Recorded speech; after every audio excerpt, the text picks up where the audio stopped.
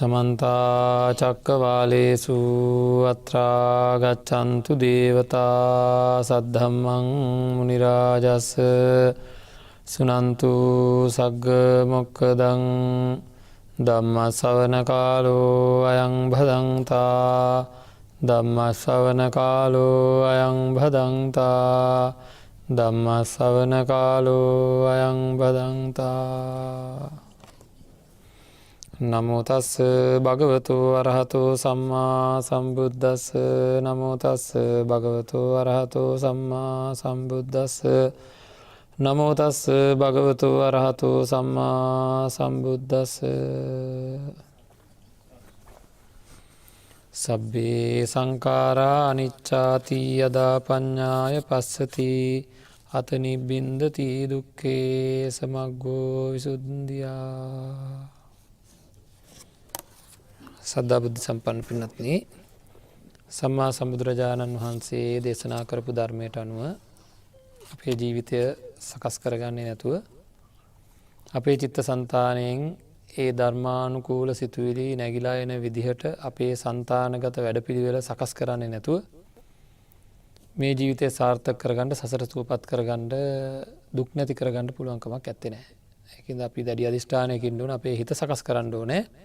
නිවැරදි සිතුවිලි එන විදිහට හිත සකස් කරන්න ඕනේ. නිවැරදි සිතුවිලි ඇති වෙන විදිහට හිත සකස් කරන්න ඕනේ.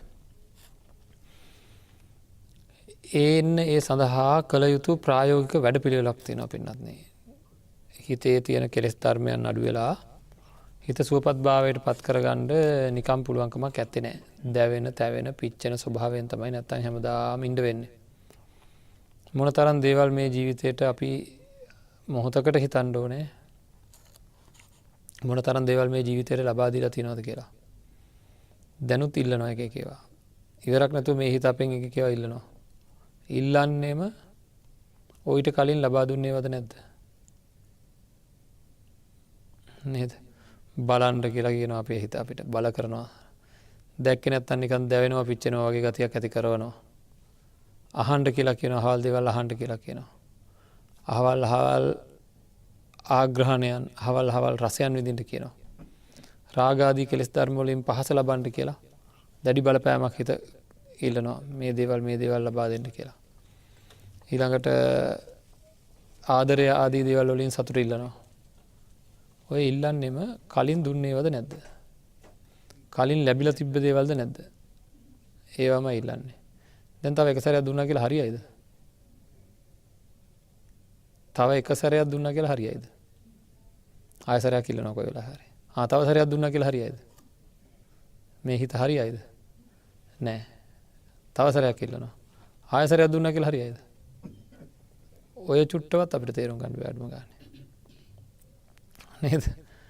මේ ලෝකයේ තියෙන මේ අතෘප්තිකර ස්වභාවය ඒ චුට්ටවත් තේරෙන්නේ නැහැ. තේරෙන්නේ නැත්තේම අන්න අර සැපෙහි තියෙන අපේ හිතේම අපි කරගත්ත වැරද්දක් නෙවෙයි, අපේ හිතේම ඇතිවෙච්ච ලොල් බව, ගිජු බව, සැපයේ තියෙන ගිජු බව හින්දා ඒ සැපය ලබා ගැනීම සඳහා, සැප ලබා ගැනීම සඳහා කරන උපක්‍රම ගැන මෙනෙහි කර කර ඉන්නවා මිසක් මේ මොකද වෙලා තියෙන්නේ කියලා මාත්‍රයක්ව මතක් වෙන්නේ නැහැ. හරිද? සැපය අතහරින්න ගියොම අපේ හිත ලෑස්තිද? නෑ, ඒක හරියන්නේ නැහැ. ලැබෙන සැපේ අතහරින්න කිව්වට ලෑස්ති නැහැ. ඉවරක් නැතිව දුක් හම්බෙන්නේ ඒකෙන් කියලා පිළිගන්නේ නැහැ අපේ හිත. බැරිම තැන ඔය වගේ ආරංචි වෙනවනේ. දැන් මම කිව්ව එක දැන් ආරංචියක්නේ. ඒක බුදුහාඳුරන්ගේ ආරංචිය. ඕක තෘප්තිමත් නෑ කියලා. ආරංචිය ලැබෙනකොටත් අපි හිතන්නේ කොහොමද? අද විඳලා හෙට අතාරිනවා. නේද? ඔන්න ඔහෙ තව ටික දවසක් ඉන්නවා. මං කවදා හරි අතාරිනවා තමයි. හැබැයි තව ටික දවසක් ඉන්නවා. තව ටික දවසකින් පටන් ගන්නවා වැඩි. තව ටික දවසකින් පටන් ගන්නවා. තව එක සැරයක් විඳලා පටන් ගන්නවා. දෙකක් විඳලා පටන් ගන්නවා. අවුරුද්දකින් පටන් ගන්නවා. එහෙනම් මේ හිතට හොන්දට රිදෙන්න වදින්න ඕන ඕක පටන් ගන්නවා. නේද? එහෙම නැතුව බෑ. ඉතින් ඒකින්ද ඒ වගේ තීරණ තියෙන අපේ මේ හිත මොකද කරන්න ඕනේ? නිවැරදිව ධර්මයේ එක දිගට රැඳෙන්න වැඩපිළිවෙලක් හදන්න වෙනවා. නැත්තම් හැමදාම දුක් විඳින්න ඉන්න වෙන්නේ. දැන් ඔය තියෙන පීඩනය රූප ශබ්ද ගන්ධ රස ස්පර්ශයන් නැති වුණොත් මට දැන් ලැබෙන්නේ ඒ කියන්නේ මට ඇති වෙයි කියලා හිතන පීඩනය මේවා නැතුව බෑ කියලා තියෙන පීඩනය එදාට නැහැ. හරිද? ඒක අපි හොඳට තේරුම් ගන්න ඕනේ. ඉතින් අපිටම බලා ගන්න පුළුවන් අපේ හිත වෙනස් වෙලා සමහර පීඩන වලින් අත මිදිච්ච හැටි මතක් කරන් අතීතයේදී සමහර වෙලාවට හිටියද නැද්ද අතීතයේදී එක දවසක්වත් දකින්න නැතුව මට නම් බෑ කියලා හිටිය කට්ටියක් හිටියද නැද්ද? නේද? එහෙම ඉන්නවනේ කාලෙකට ඉන්නවා මට එක දවසක්වත් දකින්න නැතුව බෑ කියලා. දැන් කොහොමද එයාලා ගැන? එයාලා නම් එහෙමම ඉන්නවා. දැන් එහෙම ප්‍රශ්නයක් නෑ. මොකක්ද වෙනස් වෙලා තියෙන්නේ? හිත වෙනස් වෙලා තියෙන්නේ. සමහරවල්ලාට මම හැමදාම කියනවනේ. සමහර කාලයට එක දවසක්වත් දකින්න නැතුව ඉන්න බෑ කියලා හිටපු කට්ටිය ටික කාලයක් ගියාම දැක්කහම මගහැරලා යනවා. අපිම මගහැරලා යනවා. නේද? ඒ වගේ මේ හිත වෙනස් කරලා බොහෝ දේවල් කරන්න පුළුවන්. ඉතින් ඒ වගේ අරමුණකට අපි ලෑස්ති වෙන්න ඕන. අපිට මූලිකව තේරෙන්න ඕනේ මට හිත වෙනස් කරන ධර්මය තමයි බුදුරජාණන් වහන්සේ දේශනා කරලා තියෙන්නේ. ලෝකය වෙනස් කරන ධර්මය නෙවෙයි මෙතන දුක් ඇති වෙන්නේ නැති විදිහට සකස් කරන ධර්මය. ඒ සඳහා පෙළ ගැහෙන ධර්ම දේශනා මාලාවක් තමයි නිවන් මාර්ග ධර්ම දේශනා මාලාව කියන්නේ. මම හැමදාම කියන එක අපි ප්‍රායෝගික දේවල් ගැන කතා කරනවා වැඩිපුර කියලා. ඊයේ දවසේ සාකච්ඡා කරපු කාරණාවම නැවත මතක් කරන්නයි සූදානම් වෙන්නේ. මොකද ඒක කළ යුතුව තියෙන හින්දා. හරි. අපි ඊයේ භාවනා ක්‍රමයක් ගැන සාකච්ඡා කරා. කුමන භාවනා ක්‍රමයක් ගැනද? අනිත්‍ය සංඥාවක් උපදවා ගන්න විදිහ. මොකද ලෝකේම තියෙන ඔක්කොම දේවල් වල තියෙන අනිත්‍ය ස්වභාවය අපේ හිතට නැංවෙන්න ඕන, අපේ හිතෙන් නැගෙන්න ඕනේ. ඇත්තටම මොකක්ද අනිත්‍යයි කියන්නේ කියලා අපි සාකච්ඡා කරා. මොකක්ද අනිත්‍යයි කියන්නේ? නිත්‍ය නෑ. එක විදිහටම තියෙන්නේ නෑ මේ ලෝකේ. එක විදිහටම තියෙන්නේ වෙනස් වෙනවා කියන එක. එතකොට යමක් අනිත්‍ය නම් ඒක දුකයි කියලා බුදුරජාණන් වහන්සේ දේශනා කරා. යද නිච්ඡං තන් දුක්ඛං කියලා. එතකොට යමක් අනිත්‍ය නම් ඒක දුකයි කියලා දේශනා කරපු එකේ අර්ථය අපි හරියට හොයාගත්තේ නැත්නම් අපිට මේ අනිත්‍ය සංඥාවට අපි සාකච්ඡා කරපු භාවනාවට බාධා වෙනවා පින්නත්. හරි? එතකොට ඒ ක්‍රමය අපි අද ආයෙ සාකච්ඡා කරනවා. ඒ ක්‍රමවේදය ඒක කොහොමද කරන්න කියලා.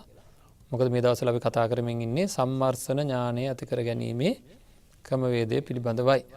ඉතින් ඒකට සැක හැර තමන් ඉතා උනන්දුවෙන් මේක සත්‍යයක්මයි කියලා මේක ඇත්තක්මයි කියලා සැක නැති වෙන්න ඕනේ. නැත්නම් එච්චර ගැඹුරෙන් මේ තමන්ගේ හිත ඒ පැත්තටම යොමු කරන්න පුළුවන්කමක් නැත්තේ නෑ.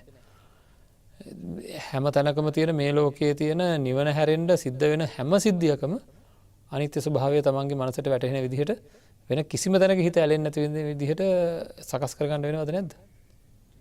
නේද? මේ සියලු සංස්කාරයන් කෙරෙහි උපේක්ෂාව සංකාර උපේක්ෂා ඥානය කියන තැනටපත් වෙනකොට මාර්ග හිත පහළ වෙන්න ආසන්න වෙනකොට මේ හිත උපේක්ෂාවේ වැටෙන්න ඕන සංස්කාරයන් කෙරෙහි. හරිද? ඉතින් සියලු සංස්කාරයන් කෙරෙහි අතමිදීමේ හැඟීමෙන් වාසය කරන්න ඕනේ. ප්‍රහාණසිත හැම වෙලේම මේ උපදිනා වූ යම් කෙලෙස් ධර්මයක් තියෙනවා නම් ඒ සියල්ල ප්‍රහාණය වෙන්න ඕන කියන හැඟීම හැම නිමේෂයකම තියෙන්න ඕන. දැනට එහෙම නැහැ. දැනට එහෙම හිතන්නේවත් නැහැ. මම ආය උදාහරණයක් කියන හිතන්නේ නැහැ කියලා ඔප්පු කරලා පෙන්නන්න. ආදරයෙන් වැඩියෙන් හම්බෙන්නේ සැපද දුක්ද? ආදරය කියන එක හින්දා වැඩිපුර හම්බෙලා තියෙන සැපද දුක්ද? දුක්.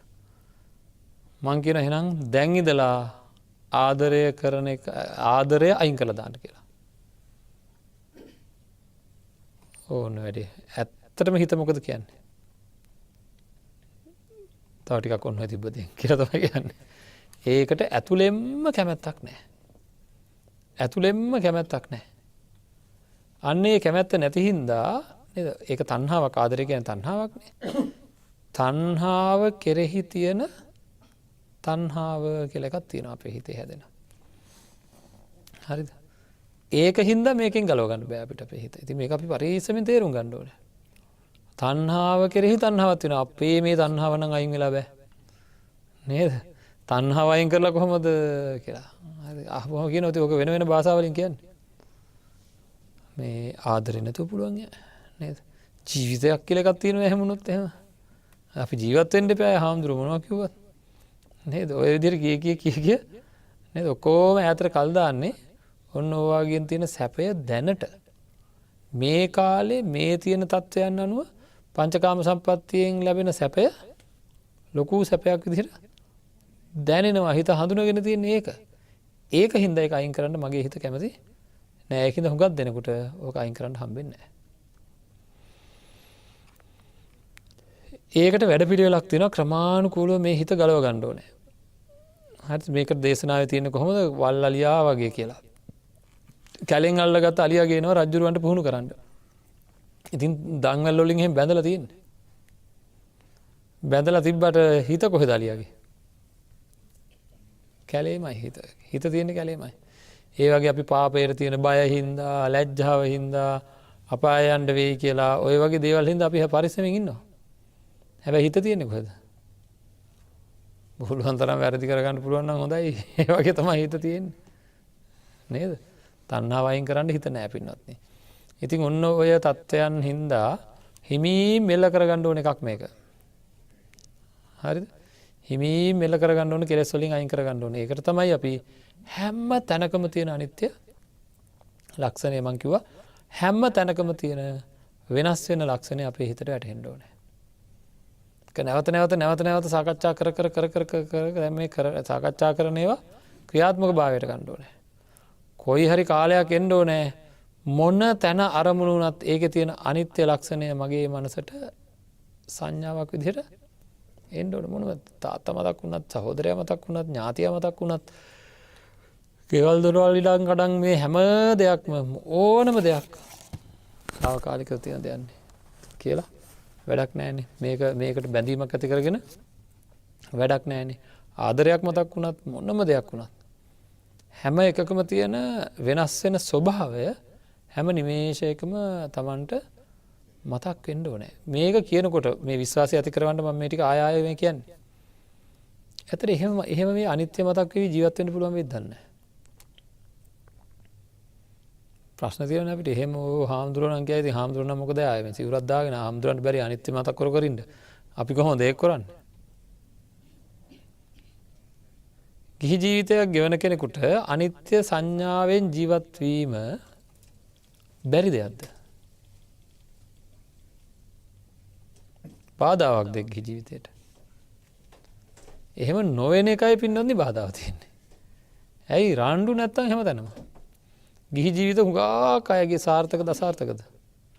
ගිහි ජීවිතේ ගොඩාක් කට්ටිය ඉන්නේ එපා වෙලාද නැද්ද? නේද?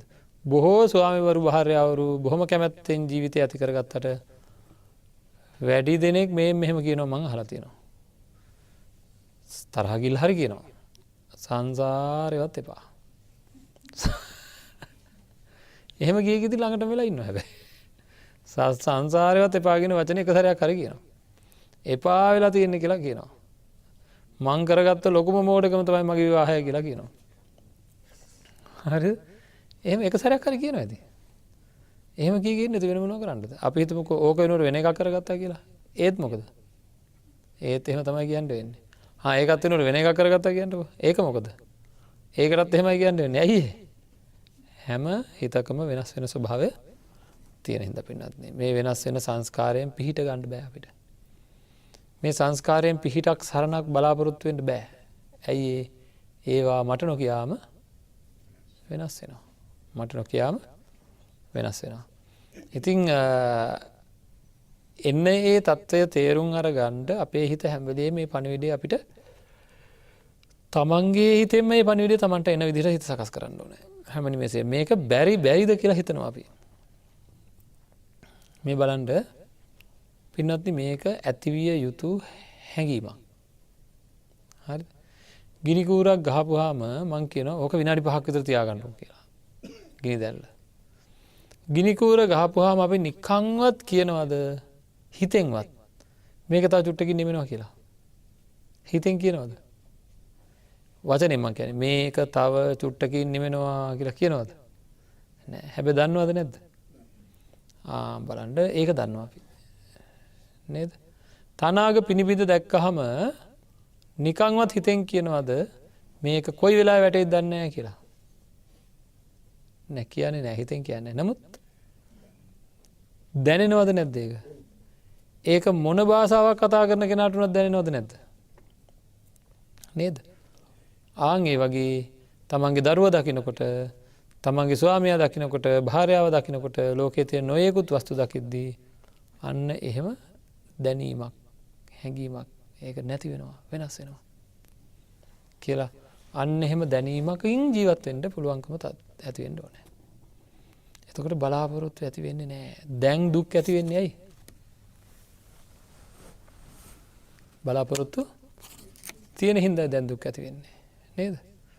අර වගේ දන්නවනම් බලාපොරොත්තු ඇති දැන් තව මොහොතකින් නැති වෙන්න පුළුවන්. තව මොහොතකින් මේ තියෙන ඔක්කොම වෙනස් වෙන්න පුළුවන්, නැති වෙන්න පුළුවන්. එහෙනම් බලාපොරොත්තු ඇති වෙන්නේ නැහැ හිතේ. එහෙම නොවෙන්න තියෙන ඉඩ කඩක් තියෙනවා. එහෙම තිබ්බොත් තිබ්බද? නමුත් මට ඒක ගැන විශ්වාස තියලා සැලසුම් කරලා කියන්න පුළුවන්කම නැහැ. හොඳයි. දැන් අපි මේකට මේ වගේ තත්ත්වයකට බාධා වෙන දේවල් මොනවද කියලා කතා කරමු. යමක් අනිත්‍ය නම් ඒක දුකයි කියලා කතාවක් අපි අහලා තියෙනවා, ධර්මයේ තියෙනවා. ඒක ඇත්තද දන්නේ නැහැ.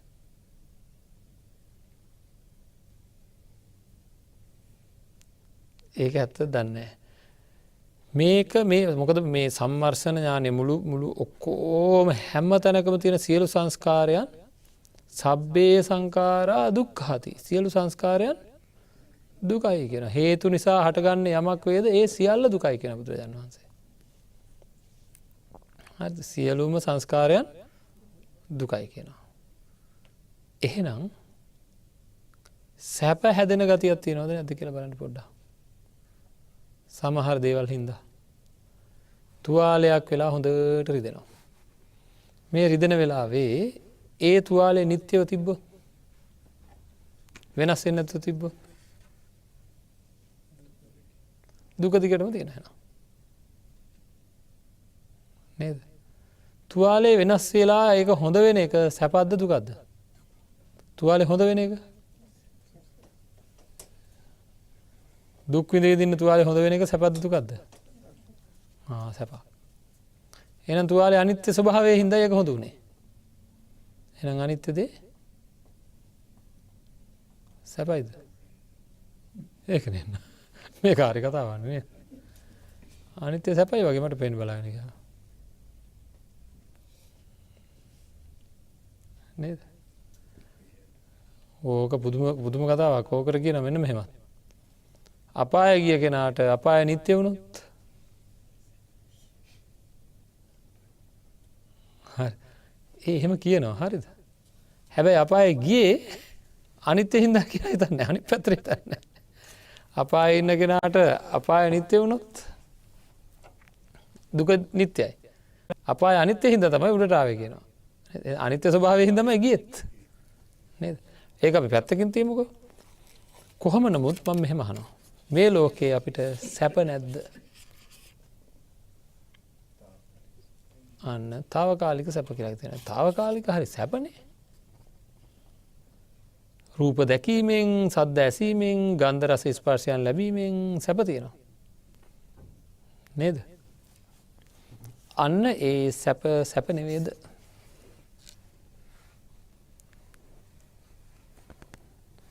හොඳයි.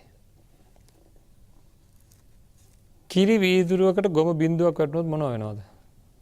ඒකෙන් ඇති වැඩක් නෑ. නේද? ඒ වගේ අපේ හිත පින්වත්නි සමහර වෙලාවට හරි ලොකු සතුටක් ඇති වෙන වෙලාවල් තියෙනවා. සමහර වෙලාවට සැප දුක් මිශ්‍ර වෙලා ඉන්න වෙලාවල් තියෙනවද නැද්ද? නේද? දැන් කෙනෙක් ගැන කියන්නකො, හොඳ කෙනෙක් ගැන මම සම්පූර්ණයෙන් පැහැදිලා ඉන්නවා. එයාව දැක්කහම මට මොකක්ද ඇති වෙන්නේ? පුදුම සතුටක් ඇති වෙනවා. නේද? ඒ වගේම තමයි කෙනෙක් ගැන මට හොඳ දේවලුයි නරක දේවලුයි දෙකම ටිකක් ඇහෙන්න තියෙනවා. එයාව දැක්කහම කොහොමද? නිකන් මිශ්‍ර හැඟීමක් ඇති වෙනවා. නේද? ඒ ඇති වෙන හැඟීමේ සතුටයි දුකයි දෙක මිශ්‍ර වෙලා හැදිච්ච එක. කියන්නේ අපෝ කියලා අසත්පුරුෂයෙක්වත් මතක් වෙනවා, හොඳේවත් මතක් වෙනවා. නේද? අපේ හිතේ ඒ වගේ නිකන් මිශ්‍ර වෙලා හැදෙන ගතියක් තියෙනවද නැද්ද? සතුටයි දුකයි දෙක මිශ්‍ර වෙලා. ඒක හොඳද? ඒක හොඳ සතුටක්ද එතකොට? නෑ කිරි වීදුරට ගොම එකතු වෙලා වගේ කෙනෙක්. නේද? ඒ වගේ මං අහන මේ අතන්ගේ වින්ද සැප මතක් කරන්න පොඩ්ඩක් තමන්ගේ ජීවිතයේ වින්ද උපරිම සැපේ මොකද්ද කියලා මතක් කරවුවොත්. ඔන්න මොකක් හරි මතක් වෙනවා මගේ මම කැමතිම කෙනාව හම්බෙච්ච දවස මට. ප්‍රිය කෙනෙක් හම්බෙච්ච දවසක්. හරි? නැත්තං මොනවා හරි තමන්ට ලොකු දෙයක් ලැබිච්ච දවසක්. පින්නත්නේ අපි ගොඩාක් කැමති කෙනෙක්ව අවුරුදු ගානකට පස්සේ හම්බෙන්ඩ අවස්ථාවක් හම්බෙනවා. දැන් මට තියෙන්නේ සතුටු හැඟීමද නැද්ද? හම්බෙනකන් තියෙන්නේ ඉවසිල්ලද නොඉවසිල්ලද? නොඉවසිල්ල සැපද දුකයිද? දැක්කන්නේ එන්ඩෙහෙම පරක් වෙනකොට පේන්ඩෙහෙම නැත්තං එහෙනම් එනම් ඉන්නේ හම්බෙනකං ඉන්නේ සැපෙන්ද දුකෙන්ද? එතන දුක් තියෙනවා එහෙනම් නේද? දකින මොහොත දක්වාම දුක් මිශ්‍රිත සතුටකුත් තියෙනවානේ. ඉතින් අද දකින්නවානේ අද දකින්නවා කියලා සතුටක් තියෙන නමුත් ඒකත් එක්ක දුක් සහිත නේද? ඒත් එක්කම එන්න පරක් වුණන් එහෙම කොහොමද? ඊළඟට බයක් තියෙනවද නැද්ද? තාම හම්බෙලා නැහැ. අපි හිතමු දරුවෙක් රටේ ඉඳන් එනවා කියලා. හරි? අම්මා තාත්තා මෙහෙ පුදුම සන්තෝෂකින් ඉන්නවා. දැන් මේ අහස් යානේ එන්න පරක්කුයි. මොනවා හරි වෙලා පරක්කුයි මේක දැන්. දැන් මොකද තත්ත්වය? බයක් තියෙනවද නැද්ද? බයකුත් තියෙනවා නේද? සතුටත් එක්ක හරි. ළඟා වෙන්න තියෙන දේ නොලැබෙයි කියලා.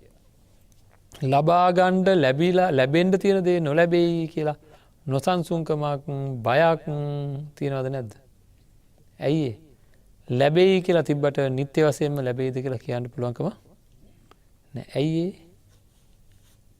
අහස් යානය අනිත්‍ය ස්වභාවය තියෙන එකක්. ඒකේ එන්ජිම අනිත්‍ය ස්වභාවයක තියෙන එකක්.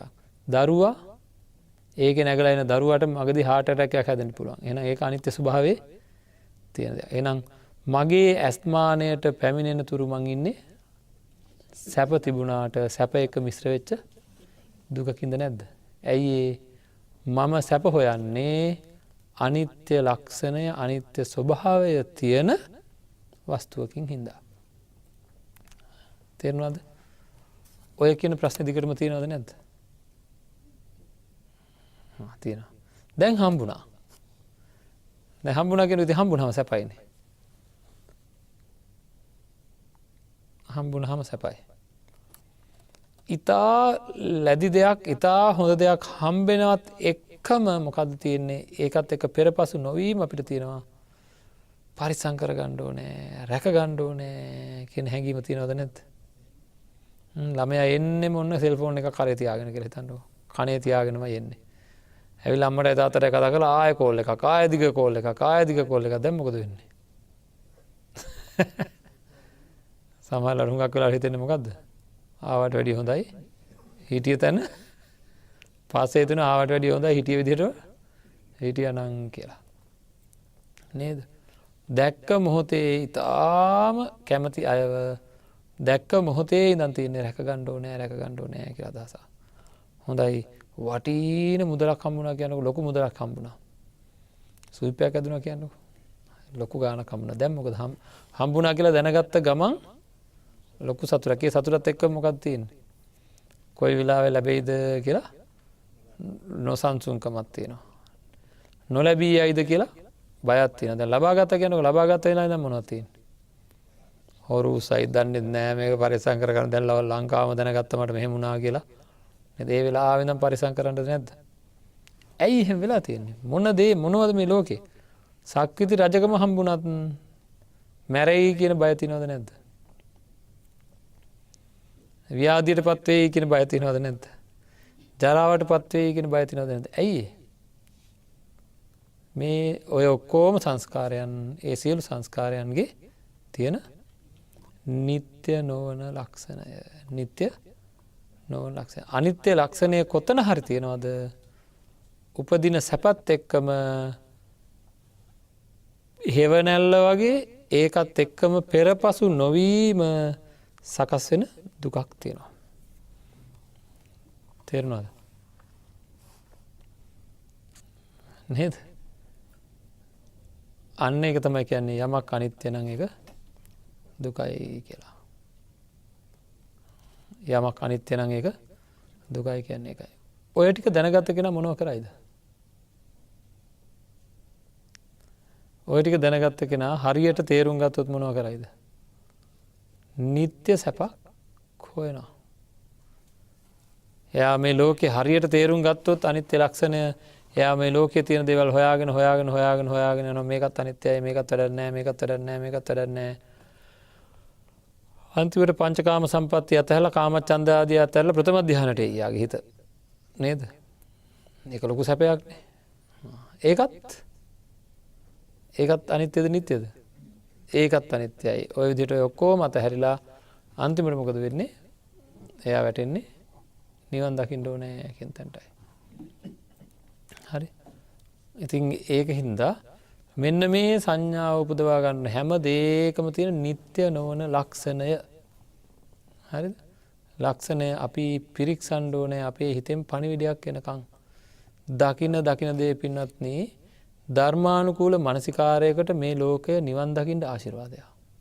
ඇයි කියන්නේ? අපේ මනස ධර්මානුකූල නැත්නම් අනිත්‍ය සංඥාව උපදවාගත්ත කෙනෙකුට මේ ලෝකේ තියෙන දේවල් නිවන් දකින්න ආශිර්වාදයක්. ඇයි? දකින තැන තියෙන නිත්‍ය දේවල්ද අනිත්‍ය දේවල්ද? එයාට අනිත්‍ය ලක්ෂණයම ප්‍රකට වෙන්න පටන් ගන්නවා. මතක් වෙන දේ තුලත් අනිත්‍ය ලක්ෂණය ප්‍රකට වෙන්න පටන් ගන්නවා. එතකොට කියනවා සම්මර්ෂණ ඥානයක් ඇති වුණා කියලා. අනිත්‍ය විතර නෙවෙයි අනිත්‍ය දුක්ඛ අනාත්ම ලක්ෂණ ත්‍රයම මෙනෙහි කරන්න ඕන. අපි මේ කතා කරමින් ඉන්නේ අනිත්‍ය ලක්ෂණය ප්‍රකට කරගන්න විදිය. මේකට අපි හරි අපූර්ව ක්‍රමවේදයක් පාවිච්චි කරනවා. ඉතින් මේක මං හිතන්නේ ඊයේ යම් ප්‍රමාණයකට පැහැදිලි වෙන්න ඇති. නමුත් දැන් අපි අදත් ඒක සාකච්ඡා කරනවා. මොකද මේක ඊටම ප්‍රායෝගිකව කළ හැකි දෙයක් හින්දා කරන්නම ඕන හින්දා. කරන්න පුළුවන් හින්දා. සියලු දේ ලෝකයේ නිට්ටයද අනිත්‍යද? ඒක ඇත්ත. නේද? ඒක ඇත්ත. ඒකින්ද මම මේ ඇත්තන්ට කියනවා අද හවස මේ අයගේ දරුවෙක් හෝ ආදරය කරන කෙනෙක් මැරෙන්න පුළුවන් කියලා. මේ අය මොකද කියන්නේ? පුළුවන්ද බැයිද? ඇයි අමාරුවෙන් පුළුවන් කියන්නේ? නේද? අමාරුවෙන් හරි පුළුවන් කියනවා නේද? ඔව් ඒක වෙන්න පුළුවන් දෙයක්. නේද? ඒක විය හැකි දෙයක්ද නැද්ද? හරි. විය හැකි දෙයක් කිව්වට ඇතුලෙන් තියෙන හැඟීම මොකද්ද? නෑ ඒක වෙන්නේ නෑ. වෙන්නේ නෑමයි කියලා දැඩි අදහසක් තියෙනවද නැද්ද? එහෙනම් අර වචනේ බොරුවක් නෙවෙයි. විය හැකි කියලා කිව්වට අපේ බලාපොරොත්තු අතහැරෙන්නේ නෑ. ඒ තමයි අපිට හරියට අනිත්‍ය සංඥාව නෑ. අනිත්‍ය සංඥාව නැති හින්දා. ඒ ක්‍රමයට හොයාගත්ත හැකි මට තියෙනවද කියලා හරියට. හරි. ගිනි කුරක් ගහනවා. පොඩි ගිනි දැල්ලක් එනවා. මේක තව චුට්ටකින් නිවෙන්න පුළුවන්.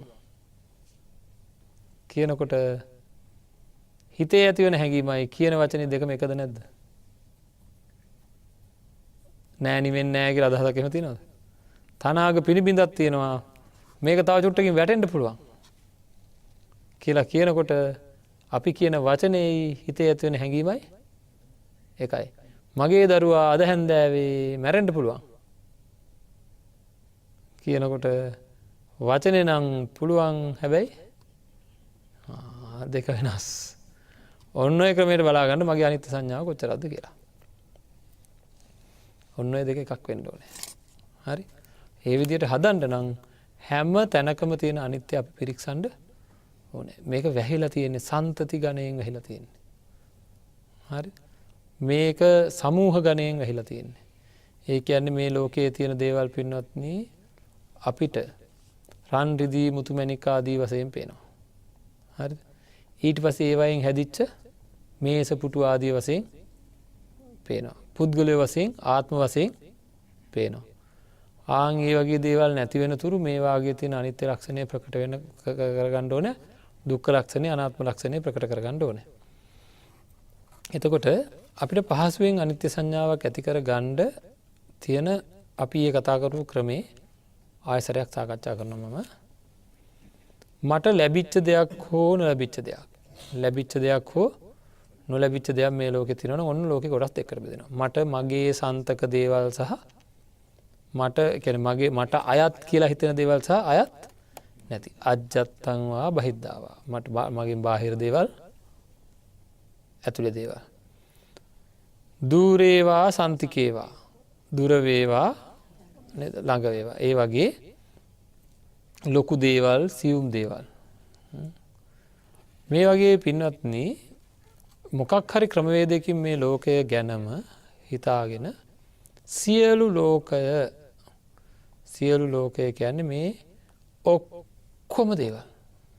ඔක්කොම කිව්වම හරිනේ නේද? ඔක්කොම දේවල් ඇති වෙනවා වෙනස් වෙනවා නැති වෙනවා. ඇති වෙනවා වෙනස් වෙනවා නැති වෙනවා කියලා මෙනෙහි කරනවා. ඉතින් භාවනාවක් විදිහට කවුරු හරි කෙනෙක් ඉඳගෙන එක තැනක සියලු දේ ඇති වෙනවා වෙනස් වෙනවා නැති වෙනවා ඇති වෙනවා වෙනස් වෙනවා නැති වෙනවා ඇති වෙනවා වෙනස් වෙනවා නැති වෙනවා කියලා මෙනෙහි කරනවා. හරි? සියල්ලම කියන අදහසින්. හුඟක් අය කියනවා මේකට අරමුණක් නැහැ කියලා. සියල්ලම කියනවා දැන් මාළු අල්ලන්න යන දීවරයා කාවද අරමුණු කරන්නේ? ගන්න අයව පාරිභෝගිකයව නේද? අය වෙනම එක්කෙනෙක් නෙවෙයි. ජනාධිපතිතුමා ජාතිය අමතනකොට කාවද අරමුණු කරන්නේ? ඔක්කොම නේද? සමහර අයට හුඟක් දේවල් නැති වුණාම එයා ඇවිල්ලා කියන්නේ මට ඔක්කොම නැති වුණා කියනවා. නේද? ඒතකොට එයාගේ අරමුණක් තියෙන ඔක්කොම කියලා. අන්න ඒ වගේ සියල්ල කියලා අරගෙන මොකද කරන්නේ? සියල්ල ඔක්කොම දේවල් කියලා අරගෙන ඔක්කොම මේ ලෝකේ ඔක්කොම කියලා හැම දෙයක්ම මට ලැබිලා තියෙන දෙයක්, නොලැබිලා තියෙන දෙයක්, ඈත තියෙන දෙයක්, දුර තියෙන දෙයක්, ජීවි අජීවි හැම දෙයක්ම ඕනම දෙයක්. හරිද? ගැන ඕනම දෙයක් කියන අදහසින් ඔක්කොම කියන අදහසින් සබ්බ කියන අදහසින් සියල්ල ඇති වෙනවා වෙනස් වෙනවා නැති වෙනවා ඇති වෙනවා වෙනස් වෙනවා නැති වෙනවා ඇති වෙනවා වෙනස් වෙනවා නැති වෙනවා කියලා මෙනෙහි කරනවා. සියල්ල ඇති වෙනවා වෙනස් වෙනවා නැති වෙනවා ඇති වෙනවා වෙනස් වෙනවා නැති වෙනවා කියලා මෙනෙහි කරනවා. පුළුවන් ද කරන්න? ඉඳගෙන ඔක කරන්න කිව්ව මොනවා වෙයිද? අපෝ පුළුවන් නේද? හැබැයි මොකද වෙන්නේ? හිත එහෙම යනවා. මේක පැත්තකින් තියලා හිත එහෙම යනවා. හිත ගිහිල්ලා වුණ දරුවන්ගේ පැත්තේ ගිහිල්ලා, ගෙවල් පැත්තේ ගිහිල්ලා, ඉඩම් පැත්තේ ගිහිල්ලා, වාහන පැත්තේ ගිහිල්ලා ඔය කොහේ හරි ගිහින් දැන්. භාවනා කරන මනසේ ඕවා කල්පනා කරගෙන ඉන්නවා දැන් ගිහිල්ලා. හරි. හොඳයි. එහෙම වුණොත් දැන් මොකද කරන්න ඕන? ඒක දැනගත්ත ගමන් ආය අරමුණට ගන්නවා. ආය අරගෙන ඇති වෙනවා වෙනස් වෙනවා නැති වෙනවා. ඇති වෙනවා වෙනස් වෙනවා නැති වෙනවා. ඊට පස්සේ ආය හිත විසිරෙනවා. ආයසරයක් අරමුණට ගන්නවා. ආයසරයක් අරන් ඇති වෙනවා වෙනස් වෙනවා නේද? සියලු දේම ඔක්කොම දේවල් ඇති වෙනවා මට ලැබිලා තියෙන නොලැබිලා තියෙන ඔක්කොම දේ ඇති වෙනවා වෙනස් වෙනවා නැති වෙනවා ඇති වෙනවා වෙනස් වෙනවා නැති වෙනවා කියලා අරමුණු කරමින් ඉන්නවා. දැන් හිත බොහෝ වාරයක් පිට යනවා නේද? මේ අරමුණෙන් හිත බොහෝ වාරයක් පිට යන්නේ වැඩියෙන්ම යන්නේ මොනවටද? වැඩියෙන්ම බැඳීම් තියෙන ඒවාට. කිව්වොත් පිළිගන්නවද ඒක? එහෙම නේද? අපේ හිත වැඩියෙන්ම පිටට යන්නේ වැඩියෙන්ම බැඳීම් තියෙන ඒවාටයි. මම ඊයේත් පැහැදිලි කරා ඒක. අන්න 10 වාරයක් හිත දිව්වනම් එහෙම 15 වාරයක් දිව්වනම් දැන් මම කල්පනා කරනවා වැඩියෙන්ම මගේ හිත දිව්වේ කොහෙද? හරිද? මම ආයෙ මේක මතක් කරන්නේ මේක ඉතා සාර්ථක ප්‍රතිඵලයකට එන්න පුළුවන් හින්දායි. හරි? දැන් මගේ හිත දිව්වේ කොහෙද? මොකද ඊයේ දවසේ මේක නිකන් හරි කවුරු හරි අත්හදා බැලුවා නම් දැන් ගැටලු ටික ආයෙ විසඳ ගත්ත හැකි. Tamanට. එතකොට මගේ හිත දිව්වේ කොහෙද කියලා බලනවා. හිත දිව්වේ වැඩියෙන්ම ගිහිලා තියෙන්නේ පුතා ගැන කියලා හිතන්නකෝ. හරිද? වැඩියෙන්ම කල්පනා කරගෙන ඉඳලා තින්නේ එයා ගැන. එහෙනම් මොකද කරන්නද? අර කමටහන පොඩ්ඩකට හැමව තියෙද්දී අර වැඩියෙන්ම හිත ගිහිලා තිබ්බ වස්තුව ගන්නවා. අරගෙන මේ දරුවාගේ ජීවිතය අරගෙන. හරි? දන්න දවසේ ඉඳලා සිද්ධ වෙලා තියෙන වෙනස්කම් ටික මෙනෙහි කරන්න ඕන. එයාගේ නාම පරම්පරාව, එයාගේ රූප පරම්පරාව, හරි? ඒ කියන්නේ එයාගේ කය සම්පූර්ණයෙන් දැන් වෙනස්. සිත වෙනස්. එයාගේ සිතුවිලි ඉස්සර වගේ නෙවෙයි වෙනස්. තව ඉස්සරහට යනකොට මොකද වෙන්නේ? තව වෙනස් වෙනවා. නේද? ඒ විදිහට අතීත වර්තමාන අනාගත වශයෙන් අර තමන්ට වැඩියම බාධා කරපු අර අරමුණට බාධා වෙච්ච යම් ආරම්මණයක් තියෙනවද ඒක අරගෙන වෙන මෙනෙහි කරන. යාගේ අවුරුදු 10 දක්වා කාලය මෙහෙමයි, 20 දක්වා කාලය මෙහෙමයි, 30 දක්වා කාලය මෙහෙමයි. හරිද? ඒතකොට දැන් 30යි කියන්නකො වයස. 40 වෙනකොට මෙහෙමයි, 50 වෙනකොට මෙහෙමයි. ඊට කලින් මට එයා සම්පූර්ණයෙන්ම නැති වෙනවා. ඊට පස්සේ අවුරුදු 10 ගානේ මෙනෙහි කරා නම් ඊට පස්සේ අවුරුද්දෙන් අවුරුද්ද වෙනස් වෙන ඒවා. නේද? ඊට පස්සේ මාසෙත් වෙනස්ද නැද්ද යා? මාසේ මොකද මේ ඉන්නවා මේ වෙනස්ද නැද්ද? ඒ වගේ හැම වෙලේම ඒ තියෙන වෙනස්කම හොඳට ප්‍රකට වෙන තුරු මෙනෙහි කරනවා. හරිද? රූප අරූප දෙකම මෙනෙහි කරන්න ඕන. හරිද? එයාගේ මට ආත්මය කියලා මොකක් හරි දැනෙනවා නම් ඒක ඔක්කොම මෙනෙහි කරනවා. ඔන්න එතකොට දැන් එයා ගැන හොඳට අනිත්‍ය සංඥාව වැඩිලා. දැන් ආයෙ මම මගේ වැඩේට එනවා. මොකද්ද? සියලු දේ ඇති වෙනවා වෙනස් වෙනවා නැති වෙනවා කියලා. ඔන්න පුතා මතක් වෙනවා. දැන් මතක් වෙනවනේ මොකක් එක්කද මතක් වෙන්නේ? මගේ අරමුණට දැන් එයා බාධා කරන්නේ නැහැ. ඇයි? එයාව මතක් වෙනකොට මට මොකද මතක් වෙන්නේ? අනිත්‍ය මතක් වෙනවා. එයාගේ අනිත්‍ය ස්වභාවයත් එක්කමයි මතක් වෙන්නේ. එහෙම එකක් තියෙනවා. හරිද? මම ඔකට ඊයේ කිව්වෙත් උදාහරණේ හැමදාමත් කියන්නේ අපි තේරුම් ගන්න ඕනේ හැම එකකම හැම එකකම හැමදේම අපිට අරමුණු වෙන්නේ නැහැ. හරිද? අනුරාධපුරේ ගිහම කොහෙද අරමුණු වෙන්නේ? රුවන්වැලිසෑය හරි ජයසිංහ බෝධිය හරි. ඇයි බස් නැවතුම් පොළක් නැද්ද අනුරාධපුරේ? ඇයි අරමුණු වෙන්නේ නැත්තේ? ඒක අපි ආශ්‍රය කරලා නැහැ වැඩිය. නේද? බස් නැවතුම් පොලේ අපිට කඩයක් තිබ්බනම් එහෙම. අනුරාධපුරේ කියනකොට කොහෙද මතක් වෙන්නේ? කඩේ මතක් වෙන්නේ ඔය කිව්වට. ඒ අපි වැඩියෙන් ආශ්‍රය කරලා තියෙන හින්දා. එතකොට අපි දරුවාගේ වැඩි ආශ්‍රය කරලා තියෙන්නේ අනිත්‍ය ලක්ෂණ නෙවෙයි. අන්න දැන් මම මොකද කියන්නේ? යා වෙනම අරගෙන එයාගේ අනිත්‍ය ලක්ෂණ ආශ්‍රය කරා. දැන් මං අරමුණට යන්න යනකොට අරක ඒකෙන් මට බාධාවක් එන්නේ නැහැ. ඒ විදිහට ඊළඟට බලනවා තවත් බාධා කරන දේවල් තියෙනවා. සමහරවිට මගේ වාහනයක් වෙන්න පුළුවන්, ඉඩමක් වෙන්න පුළුවන්, නඩුවක් වෙන්න පුළුවන්. හරි තරහ වෙච්ච සිද්ධියක් වෙන්න පුළුවන්. ඔබ තමයි මතක් වෙන්න භාවනා කරන්න ගියාම. නේද? අන්න ඒ සියල්ලේම තියෙන අනිත්‍ය ලක්ෂණය ඒක අනිත්‍ය වශයෙන් මෙනෙහි කරනවා අපි. හරිද? අනිත්‍ය වශයෙන් මෙනෙහි කර අර ගොඩටම ආයසරයක් එනවා. ඇවිල්ලා දැන් මොකද කියන්නේ? සියලු දේ අනිත්‍යයි කියලා. සියලු දේ සියල්ලම වෙනස් වෙනවා නැති වෙනවා, සියල්ලම වෙනස් වෙනවා නැති වෙනවා කියලා මෙනෙහි කරනකොට දැන් කාලයක් මේක ප්‍රගුණ කරොත් මොනව වෙයිද? බාහිරින් එන හැම අරමුණකම එයාට ප්‍රකට වෙන්නේ මොකද්ද? අනිත්‍ය ලක්ෂණයමයි. එහෙම වුණොත් එයා ඒක අරමුණක නවතිනවද නැද්ද? නවතිනවද නැද්ද? මං කියන හින්දාද කියන්නේ? ඔය බලන්නකෝ දැන්. මං කියන හින්දාද කියන්නේ අහුව නැල්ලු. ඉතින් මන්නේ දැන් කිව්වේ. නේද? ඒ වුණාට ආයෙ මං අහනවා. මං කියන හින්දාද කියන්නේ? හරි උත්තරේ තමයි නෑ. ඇයි නෑ කියවෙන්නේ? ඒක තර්ක කරන්න දෙයක් නෑ. ඒක අපේ හිතේ ස්වභාවය. මෙහෙම කරොත් මෙහෙම වෙනවාමයි. නේද? එහෙනම් අනිත්‍ය ලක්ෂණය අපිට පුරුදු කරන්න පුළුවන්ද බැයිද? අනිත්‍ය සංඥාව හුරු කරන්න පුළුවන්ද බැයිද? ඒක නෙන්න. ඇයි නේ කරුවේ? නේද? මේක කරන්න පුළුවන් දෙයක්. හැම නිමේෂයකම තමන්ට අනිත්‍ය මෙනෙහි වෙන විදිහට සකස් කරන්න පුළුවන් මේ මනස. මේ මනස හදන්න ඕනේ. මේක පටිච්චසමුප්පන්නයි. අනිත්‍ය සංඥාව නේද? හේතු අනුව සකස් වෙන දෙයක්ද නැද්ද? හේතු අනුව සකස් වෙන දෙයක්. එහෙනම් හේතු නැතුව ඒක සකස් වෙන්නෙම නැහැ. තමන්ට අනිත්‍ය ලක්ෂණ ඔය විදිහට ප්‍රකට කරගත්තොත් මොකද වෙන්නේ? අනිවාර්යයෙන්ම ධර්මයේ ඉහළ තැනකට තමන්ගේ මානසිකාරය ගන්න පුළුවන්. ඒ විතරක් නෙවෙයි සැහැල්ලු ජීවිතයක් කරගෙන යන්න පුළුවන්. ඇයි? බලාපොරොත්තු ඇති වෙන්නේ නැහැ. බලාපොරොත්තු ඇති වෙන්නේ නැහැ අපිට. හරිද? හැම දෙයක් පිළිබඳව මෙයා දන්නවා මේක තේරුමක් නැහැ කියලා. භාවනා කරන්න ගියාම මම ඊයේත් මතක් කරා භාවනා කරන්න ගියාම වැඩියෙන් මතක් වෙන්නේ රාගාදී කෙලෙස් ධර්මයක් නම් ඒකේ කොහොමද අනිත්‍ය බලන්නේ? මොනවද මට ඒකෙන් ලැබෙන්නේ?